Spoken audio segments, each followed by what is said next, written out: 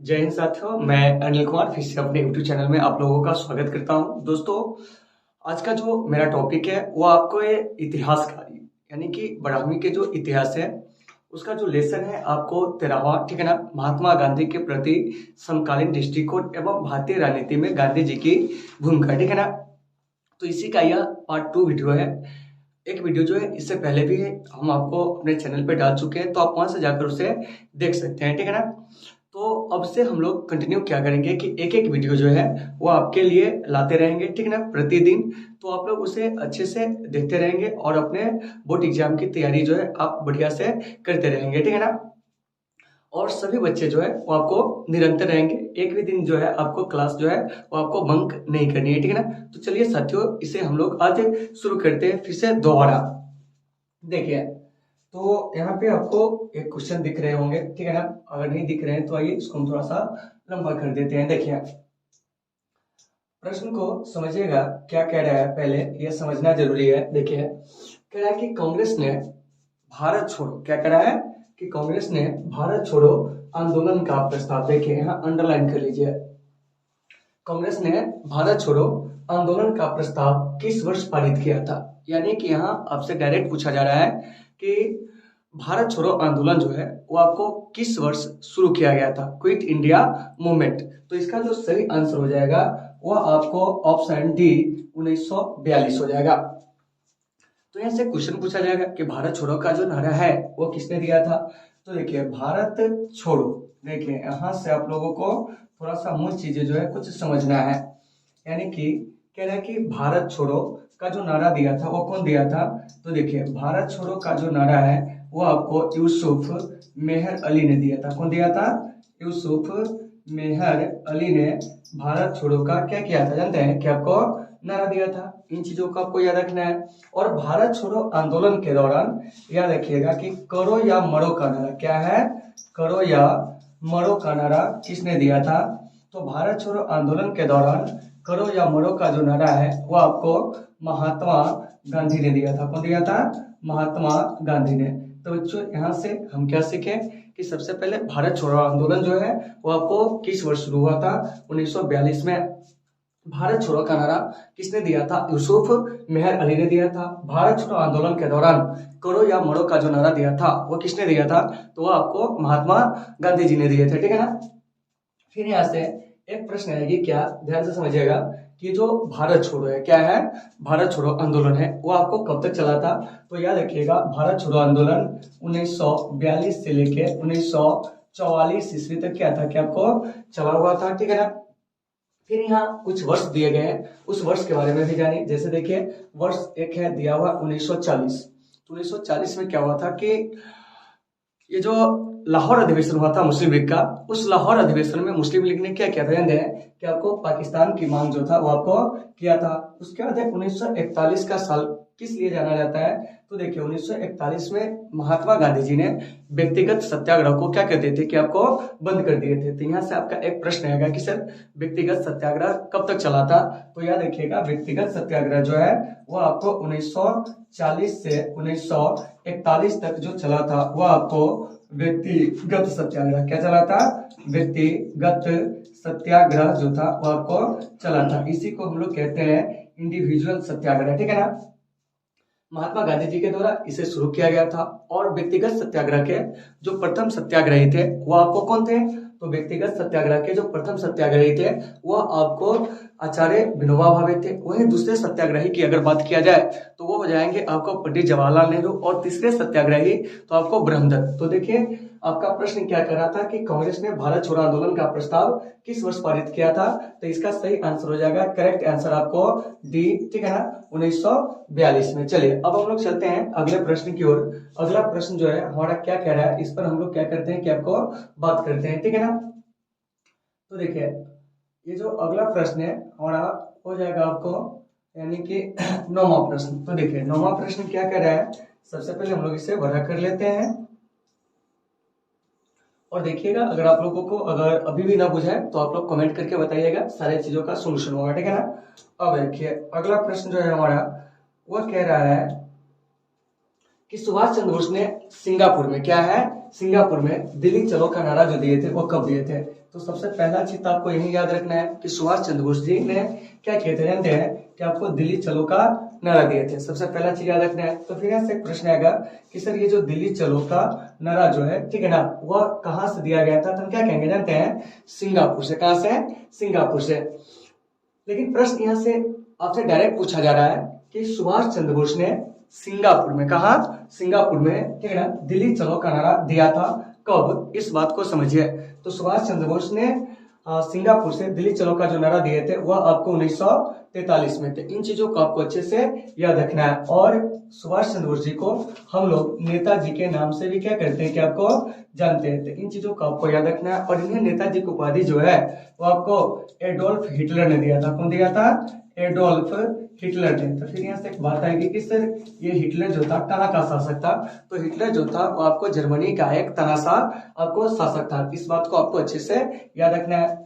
सुभाष चंद्र बोस जी के बारे में एक चीज और याद रखिएगा, ये आपको 2 बार कांग्रेस के अध्यक्ष बने थे, एक बार 1938 में और एक बार 1939 में। तो आपके एग्जाम में क्वेश्चन पूछा जाता है कि सुभाष चंद्र बोस जी कब कब कांग्रेस के अध्यक्ष बने थे? ऑप्शन ए में रहेगा 1938, ऑप्शन बी में रहेगा 1939, ऑप्शन सी में रहेगा दोनों वर्ष और डी में रहता है इनमें से कोई नहीं। तो आप सही आंसर क्या बनाएंगे, जानते हैं, आपको सी, यानी कि ए और बी दोनों, अर्थात 1938 और 1939 दोनों में ये कांग्रेस के क्या बने थे कि आपको अध्यक्ष बने थे।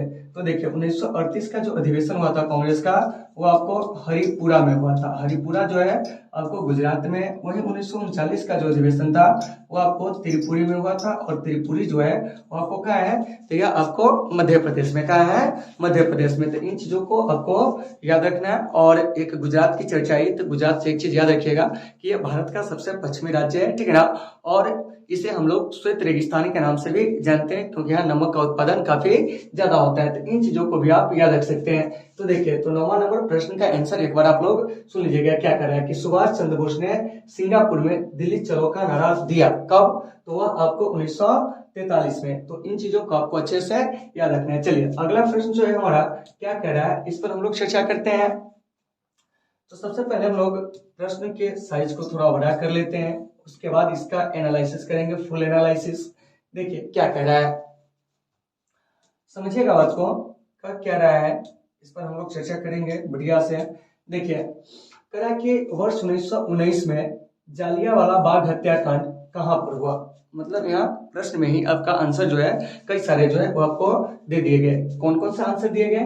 तो देखिए सबसे पहले जालियांवाला बाग हत्याकांड कब हुआ था? 1919 में, ठीक है ना। यहीं पे क्या है कि एक आंसर जो है वो आपको छिपा हुआ है। ऑप्शन ए कह रहा है कहां पर हुआ था, पहले ये समझिए, जगह पूछ रहा है आपसे। ऑप्शन ए कह रहा है अमृतसर, ऑप्शन बी कह रहा है आपको नागपुर, ऑप्शन सी कह रहा है चंडीगढ़ और ऑप्शन डी कह रहा है आपको कलकत्ता। तो देखिए जालियांवाला बाग हत्याकांड जो है वह आपको अमृतसर में हुआ था। कहाँ हुआ था? अमृतसर में, ठीक है ना। तो इसका सही आंसर हो जाएगा आपको ए। तो यहाँ से एक बात आती है कि सर जालियांवाला बाग हत्याकांड जो है वो आपको कब हुआ था? तो जालियांवाला बाग हत्याकांड जो है वो आपको 13 अप्रैल 1919 ईस्वी को क्या है कि आपको हुआ था। तो इन चीजों को आपको अच्छे से याद रखना है। जालियांवाला बाग हत्याकांड कहाँ हुआ था? तो ये आपको अमृतसर में, क्या है? अमृतसर में। और जालियांवाला बाग हत्याकांड के लिए जो दोषी गवर्नर था, ठीक है ना, माइकल ओडायर, क्या है? माइकल ओडायर, उसकी हत्या जो होती है 1940 ईस्वी में जो होता है वो आपको उधम सिंह के द्वारा जो होते हैं आपको इंग्लैंड में जाकर कर दिया जाता है। तो इस बात को भी याद रखिएगा। तो कभी कभी आपके कॉम्पिटिटिव एग्जाम में क्वेश्चन ऐसे पूछा जाता है कि जालियांवाला बाग हत्याकांड के दोषी गवर्नर जो था माइकल ओडायर, उसकी हत्या किसने कर दिया था? तो हम क्या कहेंगे जाते हैं? तो सरदार उधम सिंह, क्या है? सरदार उधम सिंह ने इनकी क्या कर दिए थे जानते हैं कि आपको हत्या कर दिया था। किसका? तो आपको माइकल ओडायर का। कब? 1940 में। हालांकि इसके लिए क्या होता है कि उधम सिंह जी को फांसी जो होती है वो भी दे दी जाती है। तो आप इन चीजों को याद रख सकते हैं कि जालियांवाला बाग हत्याकांड कब हुआ था? 1919 में। जालियांवाला बाग हत्याकांड कहाँ हुआ था? अमृतसर में। कब हुआ था? 13 अप्रैल 1919 को। और जालियांवाला बाग हत्याकांड की जांच के लिए अंग्रेजों ने एक आयोग बनाया था। उस आयोग का नाम था आपको हंटर कमेटी। क्या नाम था? हंटर कमेटी, ठीक है ना। और हंटर कमेटी के रिपोर्ट के अनुसार ऐसा बताया गया कि जालियांवाला बाग हत्याकांड में 379 लोग जो है वो आपको मारे गए हैं, जो कि यह एक सरकारी आंकड़ा था और काफी झूठा आंकड़ा था। कहीं इससे ज्यादा लोग जो थे इसमें आपको मारे गए हैं। देखिए प्रश्न की ओर हम लोग चलते हैं। देखिए अगला प्रश्न जो है हमारा क्या कर रहा है, इस पर हम लोग चर्चा करेंगे। लेकिन चर्चा करने से भी पहले देखिए कि इसमें बहुत अच्छी चीजें हैं जिसको हम लोग जानेंगे पहले कि ऐसे प्रश्न को बनाया कैसे जाता है। सबसे पहले बनाना सीखिए, ठीक है ना। आपके बोर्ड एग्जाम में तो ऐसे प्रश्न नहीं आते हैं सुमेलित करने वाला, लेकिन कंपटीशन के एग्जाम में जो है ऐसे प्रश्न आते हैं। देखिए क्या करा है, सुमेलित करे। क्या क्या प्रश्न आपका है कि सुमेलित करे, तो सुमेलित कैसे होगा समझिए। देखिए मतलब मिलान कर रहे हैं, तो सबसे पहले जानिए कि सीमांत गांधी हम किन्हें कहते हैं। तो देखिए सीमांत गांधी जो है आपको किन्हें कहा जाता है जानते हैं, तो खान अब्दुल गफ्फार खान को। उसके बाद है नेताजी सुभाष चंद्र बोस जी को कहा जाता है, ठीक है ना। उसके बाद है मोहनदास करमचंद गांधी को क्या कहा जाता है जानते हैं, तो आपको महात्मा कहा जाता है। और उसके बाद रविन्द्रनाथ टैगोर जी को क्या होता है जानते हैं, गुरुदेव कहा जाता है। तो ऐसे तो हम बोर्ड एग्जाम में क्या करेंगे कि अगर मिलान करने वाला रहेगा तो हम लोग इसको मिला तो सकते नहीं है, तो हम लोग इसको कैसे आसानी से बनाएंगे जरा सा ये समझिए, ठीक है ना। तो देखिए खान अब्दुल गफ्फार खान, ठीक है ना। तो यहाँ पर आपको क्या करना है, एक का क्या ढूंढना है जानते हैं कि आपको दो, यानी कि खान अब्दुल गफ्फार खान एक का दो हो जाएगा। उसके बाद देखिए सुभाष चंद्र बोस जी बी में है, क्या है बी में। देखिए इसको रफ में आप अपना लिख लीजिएगा, ठीक है ना। तो सुभाष चंद्र बोस जी को क्या कहा जाता है, नेताजी। तो यहाँ से हमको तीन ढूंढ लेना है। उसके बाद है आपको सी में मोहनदास करमचंद गांधी को क्या कहा जाता है, महात्मा। तो यहाँ पर एक आपको ढूंढ लेना है। उसके बाद है रविन्द्रनाथ टैगोर, यानी कि डी में दिया गया है, ठीक है ना। और कितने नंबर में है इनका, तो 4 नंबर में। तो आपको आंसर में क्या करना है जानते हैं, आपको 23-14 ढूंढना है। तो देखिए तो किस ऑप्शन में 23-14 है, तो देखिए ऑप्शन नंबर ये जो बी आपको दिख रहा है, इसमें क्या है 23-14 जो है वो आपको दिया गया, इसीलिए इसका सही आंसर जो हो जाएगा क्या हो जाएगा, बी हो जाएगा। तो ये तो हो गया कि आपको मतलब समझने के लिए, ठीक है ना। जब भी टेस्ट में ऐसे क्वेश्चन पूछे जाएंगे आप लोग इसे ध्यान से क्या करेंगे, बनाएंगे। तो देखिए खान अब्दुल गफ्फार खान, इनको हम लोग सीमांत गांधी के नाम से जानते हैं। सुभाष चंद्र बोस जी को हम लोग नेताजी के नाम से जानते हैं। मोहनदास करमचंद गांधी को हम लोग महात्मा के नाम से जानते हैं। और रविन्द्रनाथ टैगोर को हम लोग गुरुदेव के नाम से क्या करते हैं कि आपको जानते हैं। तो इन चीजों को आपको अच्छे से याद रखना है। और रविन्द्रनाथ टैगोर जी पूरे एशिया के पहले ऐसे व्यक्ति थे जिन्हें क्या होता है कि आपको नोबेल प्राइज से सम्मानित किया गया था 1913 ईस्वी में, ठीक है ना, साहित्य के क्षेत्र में। तो इन चीजों को भी आप अच्छे से क्या कर सकते हो, याद रख सकते हो, ठीक है ना। चलिए अब हम लोग यहाँ से आगे चलते हैं और भी प्रश्न को जानने का क्या करेंगे कि आपको प्रयास करेंगे। चलिए देखिए तो अब 12 नंबर प्रश्न हमारा क्या कर रहा है, इस पर हम लोग समझेंगे। तो देखिए अगर वहां आपको नहीं बुझाएगा तो बताइएगा, ठीक है ना, क्या है नहीं है, इस पर भी हम लोग चर्चा करेंगे। देखिए पूरा प्रश्न को पहले समझिएगा, ये सब थोड़ा सा बढ़िया प्रश्न सब है, ठीक है ना। देखने में आपको लंबा लगेगा लेकिन इसका सोल्यूशन जो होता है बड़ा छोटा होता है। देखिए क्या कह रहा है, असहयोग आंदोलन 1920 से 22 को क्यों स्थगित कर दिया गया या निलंबित किया गया। प्रश्न आपका यही पूछा जा रहा है, मतलब कि एक लाइन में समझिए कि असहयोग आंदोलन को क्यों समाप्त कर दिया गया, यह प्रश्न आपसे पूछा जा रहा है। पहला कह रहा है कि गांधी जी की अस्वस्थता के कारण, तो ऐसा कोई कारण नहीं था, क्या है नहीं था। दूसरा कह रहा है कि हिंदुओं और मुसलमानों के बीच मतभेदों के कारण, तो ऐसा भी कुछ आपको नहीं था, क्या है नहीं था। उसके बाद कह रहा है कि नेता गणों के बीच मतभेदों के कारण, तो ऐसा भी कुछ नहीं था। तो इसमें बचा एक ही चीज, इसका आंसर आप सही से बना सकते हो क्या कि डी। लेकिन यह डी हम कैसे छाटे ये भी तो समझिए, इसके लिए आपको पहले से जानकारी होना चाहिए। तो कह रहा है कि असहयोग आंदोलन 1920-22 क्यों स्थगित कर दिया गया था। तो देखिए इसके पीछे जो सबसे बड़ा कारण था वो था आपको चौरी चौरा कांड। ये जो चौरी चौरा की घटना होती है ना, वो आपको 5 फरवरी 1922 को होती है। कब होती है, 5 फरवरी 1922 को। और यह चौरी चौरा कांड होती कहाँ है जानते हैं, तो आपको गोरखपुर में। कहाँ होती है, गोरखपुर में। और गोरखपुर कहेंगे बाबू तो ये हो जाएगा आपको उत्तर प्रदेश। तो यहीं पर आपको चौरी चौरा कांड का एक क्या होता है कि आपको घटना घटती है, ठीक है ना, जिसमें क्या होता है कि आंदोलनकारियों के द्वारा आपको एक थाने में क्या होता है कि आग लगा दिया जाता है, जिसमें आपको 22 पुलिसकर्मी जो होते हैं वो आपको शहीद हो जाते हैं। तो इसी घटना से दुखी होकर, ठीक है ना, गांधी जी का जो मन था काफी ज्यादा व्यथित हुआ। और उसके बाद उन्होंने 11 फरवरी 1922 को असहयोग आंदोलन को क्या कर लिया हैं कि आपको वापस ले लिए थे। इन चीजों को भी आपको अच्छे से याद रखना है। तो उम्मीद है कि असहयोग आंदोलन को क्यों वापस लिया गया आप इस चीज को समझ गए होंगे। चलिए अब हम लोग चलते हैं अगले प्रश्न की ओर, क्या कह रहा है। देखिए हमारा जो अगला प्रश्न है, देखिए कह रहा है कि नमक सत्याग्रह जो है किस ईस्वी में प्रारंभ हुआ था। प्रश्न को यहाँ से आप लोग देखिए क्या कह रहा है कि नमक सत्याग्रह जो है किस ईस्वी में प्रारंभ हुआ था। प्रश्न हमारा यह कह रहा है, ठीक है ना। इसे हम लोग समझने का प्रयास करते हैं कि नमक सत्याग्रह जो है किस ईस्वी में क्या हुआ था, कि आपको प्रारंभ हुआ था। थोड़ा सा समझिए बात को, ठीक है ना।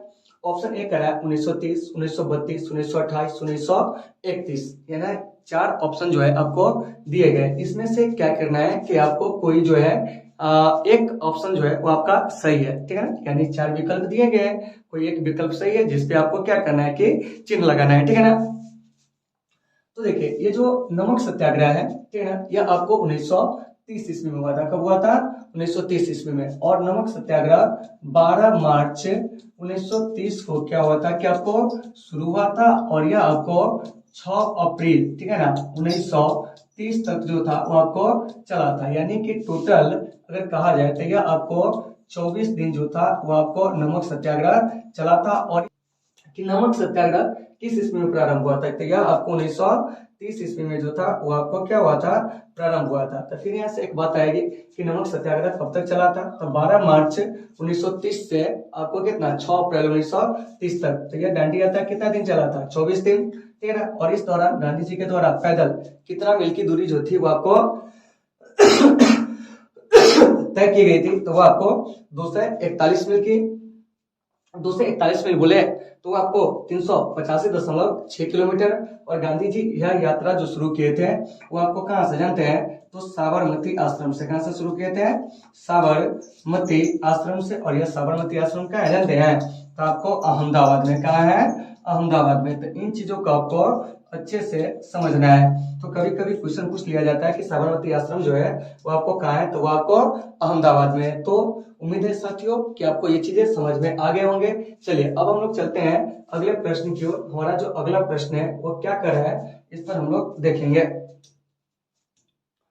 चलिए अब है यहाँ पे समझिए इसके ये कैसा प्रश्न है जिसमें आपको क्या है कि काफी ज्यादा मतभेद होते हैं। देखिए ये प्रश्न आपको 12th में भी पढ़ने हैं, साथ साथ आपको जो कॉम्पिटिटिव स्टूडेंट है वो भी इसको पढ़ सकते हैं, ठीक है ना। क्योंकि सबका जो जीके होता है उसका लेवल एक ही होता है। क्या है?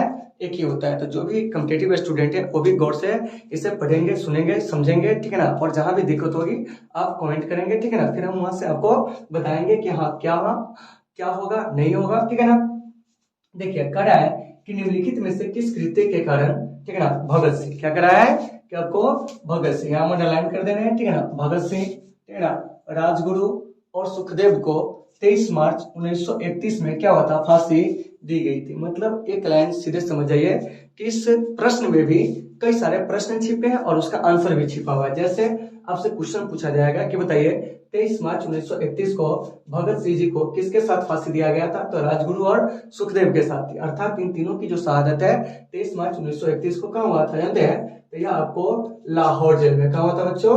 लाहौर सेंट्रल जेल में इन्हें फांसी जो थी वो आपको दे दी गई थी। तो इन चीजों को आपको समझना है। लेकिन यहाँ पर हमारा डायरेक्ट जो मुद्दा कह रहा है, क्या कह रहा है कि निम्नलिखित में से किस कृत्य के कारण भगत सिंह, राजगुरु, सुखदेव को क्या हुआ था कि 23 मार्च 1931 में फांसी दी गई थी। तो इसका जो सही आंसर हो जाएगा ना वो क्या होगा, पहले समझिए।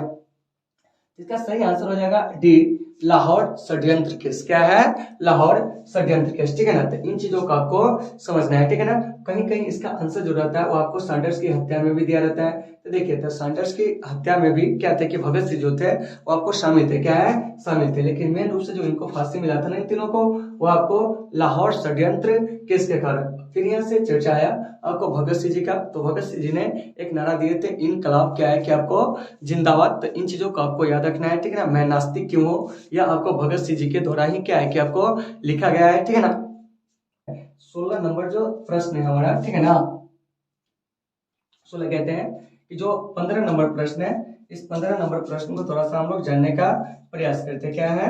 प्रयास करते हैं। देखिए यहाँ समझिए प्रश्न तो काफी बड़ा है लेकिन इसका आंसर जो है एकदम छोटा सा है, ठीक है ना। देखने में यह प्रश्न आपको बड़ा लगेगा लेकिन ऐसा कुछ है नहीं, ठीक है ना। तो डोंट वरी, आपको टेंशन नहीं लेना है। चलिए देखिए क्या कह रहा है, प्रश्न को समझिए। निम्नलिखित में से किस अधिनियम के तहत बिना मुकदमा और दोष सिद्धि के विधि न्यायालय ने किसी भी व्यक्ति को कैद करने का प्राधिकार जो था वो आपको सरकार को मतलब दिया था या दिया गया था। यानी सीधे समझिए कि किस अधिनियम के द्वारा या किस कानून के द्वारा किसी भी व्यक्ति को मात्र संदेह के आधार पर गिरफ्तार किया जा सकता था, तो वह कानून था क्या, उसी के बारे में आपसे पूछा जा रहा है। तो देखिए ऑप्शन ए कह रहा है 1919 का रॉलेट एक्ट अधिनियम। तो आगे तो हमें पढ़ने की आवश्यकता पड़ा ही नहीं, ठीक है ना, क्योंकि रॉलेट एक्ट अधिनियम के तहत ही क्या था कि किसी व्यक्ति को मात्र संदेह के आधार पर गिरफ्तार किया जा सकता था। इसीलिए रॉलेट एक्ट को बिना वकील, बिना दलील और बिना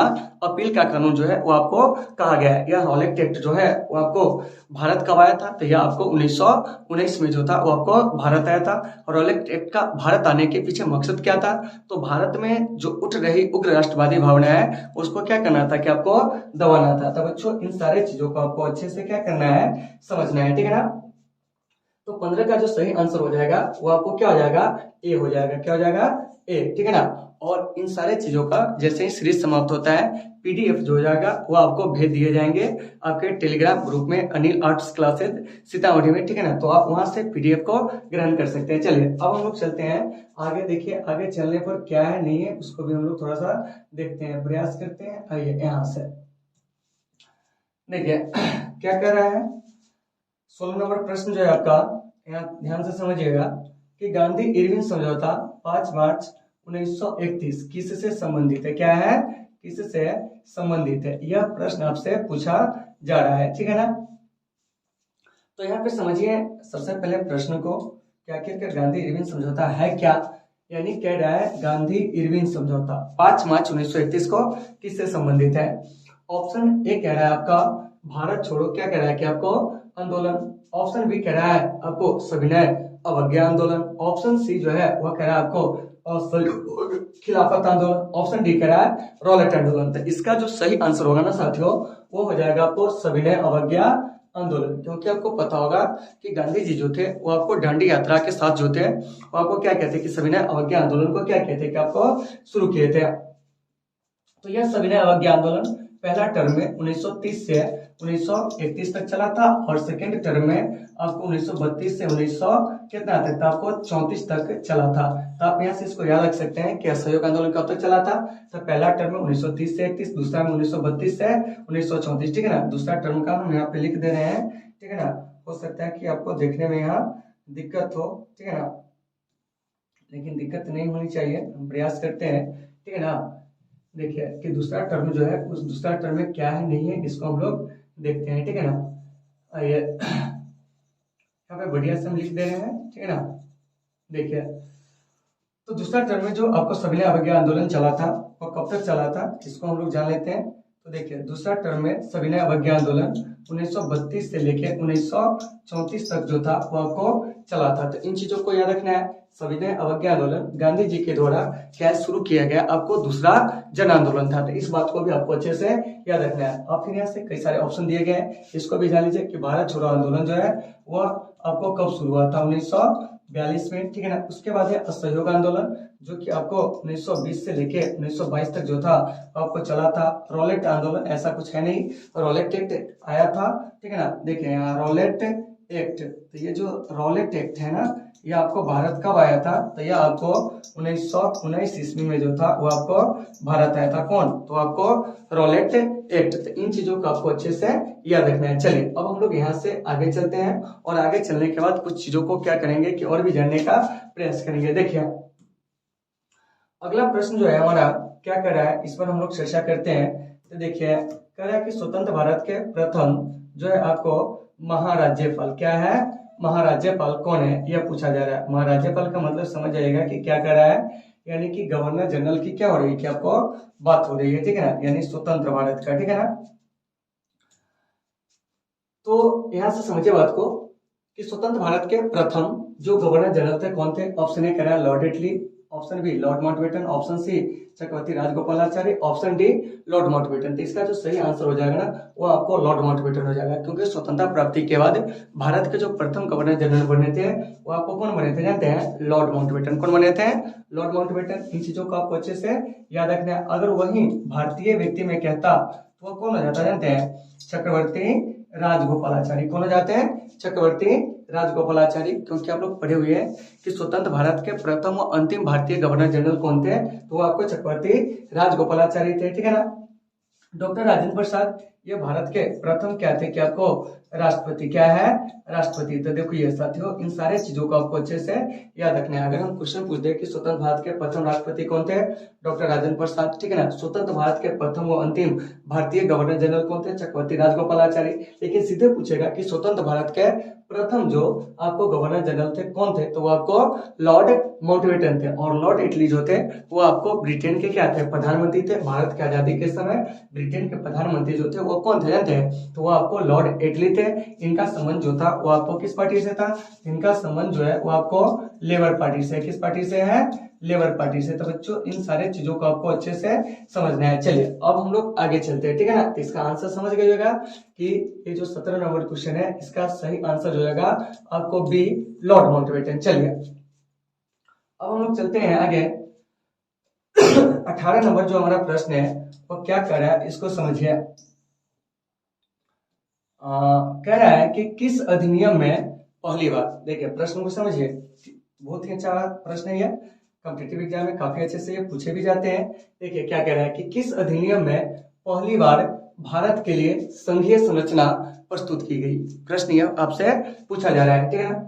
ऑप्शन ए कह रहा है 1909 का अधिनियम, ठीक है ना, यानी इंडियन काउंसिल एक्ट आपको 1909। उसके बाद कह रहा है 1919 का अधिनियम, यानी कि गवर्नमेंट ऑफ इंडिया एक्ट 1919। और सी कह रहा है 1935 का क्या है कि आपको अधिनियम, यानी कि 1935 का गवर्नमेंट ऑफ इंडिया एक्ट की बात हो रही है। उसके बाद जो है 1947 में जो है वो आपको इंडियन इंडिपेंडेंट जो आपको क्या एक्ट है उसकी बात हो रही है, अर्थात भारतीय स्वतंत्रता अधिनियम 1947 की बात हो रही है, ठीक है ना।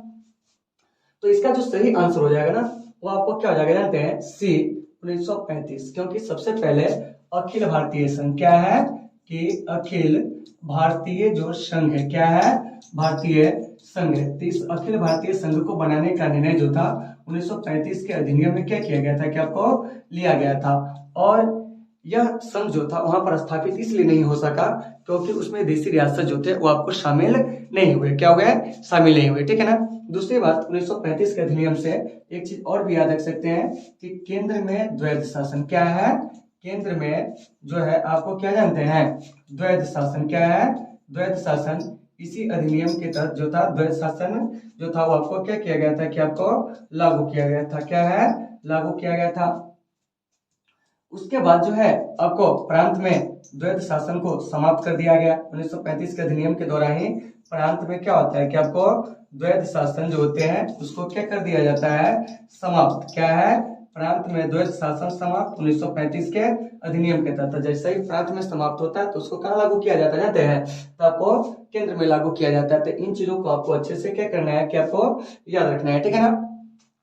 तो फिर यहाँ से एक बात आती है कि सर ये जो द्वैध शासन होता है क्या होता है, तो देखिए द्वैध शासन कहने का मतलब क्या हो गया कि जब एक ही जनता दो अलग अलग लोगों के द्वारा क्या होते हैं, प्रशासित होते हैं, तो उसको हम लोग कहते हैं द्वैध शासन, क्या है, द्वैध शासन। तो ब्रिटिश क्राउन के काल में सबसे पहले हमें जो द्वैध शासन देखने को मिलता है प्रांतों में, वह आपको 1919 के अधिनियम के तहत जो है वो आपको मिलते हैं। तो इन चीजों को आपको अच्छे से याद रखना है। हालांकि भारत में सबसे पहले द्वैध शासन जो लागू किए थे वो आपको कौन लागू किए थे जानते हैं, रॉबर्ट क्लाइव ने आपको बंगाल में कहा लागू किए थे, बंगाल में। तो उम्मीद है कि आपको ये चीज समझ में आ गए होंगे, ठीक है ना। तो इसका जो सही आंसर हो जाएगा वो हो जाएगा आपको सी, यानी कि 1935 का अधिनियम।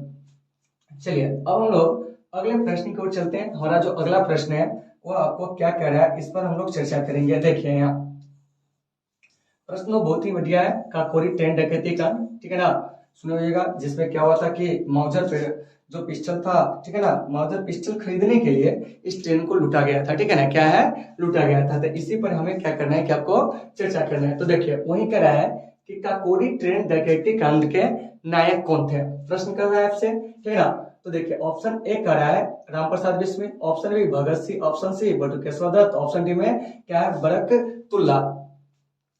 तो काकोरी ट्रेन डकैती कांड के जो नायक थे वो आपको राम प्रसाद बिस्मिल थे, अर्थात इस प्रश्न का जो सही आंसर हो जाएगा वो आपको ए, काकोरी ट्रेन डकैती कांड हुआ कब था, तो इसको भी आपको याद रखना है 9 अगस्त 1925 को, कितना को, 9 अगस्त 1925 1925 को आपको काकोरी ट्रेन डकैती कांड जो था वो आपको हुआ था, और इस डकैती कांड में दोषी पाए जाने के कारण राम प्रसाद बिस्मिल, राजेंद्र लाहिड़ी, ठीक है ना, क्या है, राजेंद्र लाहिड़ी, ठीक है ना, ठाकुर रोशन सिंह, क्या है, ठाकुर रोशन सिंह और अशफाक उल्ला खां, इन चारों लोगों को क्या हुआ था कि आपको फांसी जो था अंग्रेज सरकार के द्वारा जो था आपको दे दिया गया था, ठीक है ना।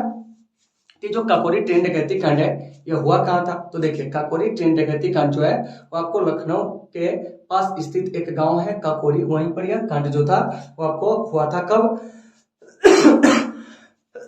1925 में, कितना में, 1925 में। चलिए अब हम लोग चलते हैं अगले प्रश्न की ओर। देखिए अगला प्रश्न हमारा क्या कह रहा है समझिएगा, ठीक है ना।